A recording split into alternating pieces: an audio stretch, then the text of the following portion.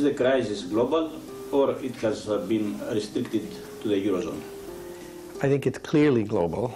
I've argued for some time that it's not only global, but it's a fairly regular event in the history of capitalism. But this time, because so many countries are interconnected, it's really, the impact is more or less felt globally everywhere, not at the same speed. So it's hit Europe hard. It's hit the US actually pretty hard, and Latin America, but I think China and India will also come into the story. I have already argued that this is the first Great Depression of the 21st century. Not necessarily the last, because these have come from some internal processes. Some big businesses on a world scale have to fail. Banks have to fail. Wages have to be reduced. These are the typical mechanisms. What is profitable for the banks and was profitable to save the assets of the banks is actually very bad for the people. Now, this is not a new problem. You could look on the world scale. Do you not see hundreds of millions of people without food, without jobs, without hope? Why? Because it's not profitable to employ them. So then the question arises, how do you do it? How do you move people? How do you move the system which is dominated by profit in the direction of employment and so on? You can do it for some local areas, but you cannot make them employ 100 million or a billion people who live on, something like $1 or $2 a day. How are you going to do that? You have to then accept that you have a conflict with that profit motive, and that's a conflict with capitalism. Do you think that the World Trade Organization has some responsibility for all this? The World Trade Organization reflects this fundamental orthodox theory, which is that the object is to just have free trade. And if you have free trade, everybody would be better.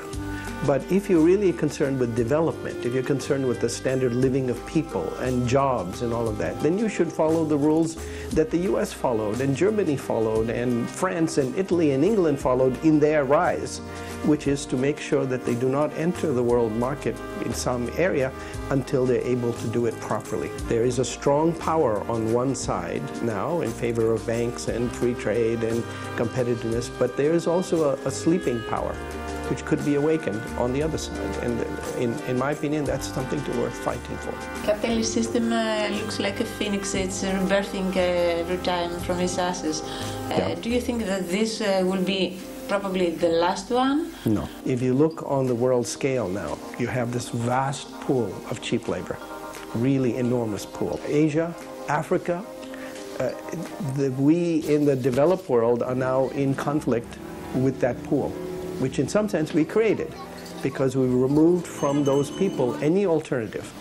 Their land is gone, their jobs are gone, their traditions are gone, their culture has been contracted, and yet they are concentrated out there without hope.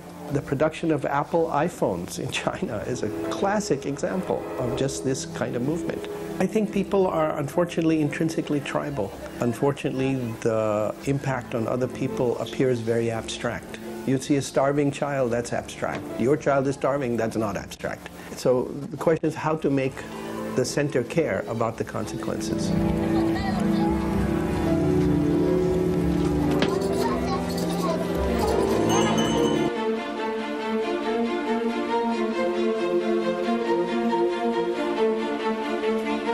In your opinion, what Europe should do?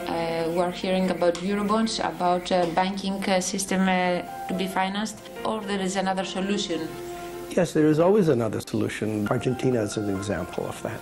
Yes, it's certainly possible. There's no need to just say that you have to protect the banks and sacrifice the people. There is a significant difference between Greece and Argentina. Indeed. Greece is a member of the European Union. Indeed.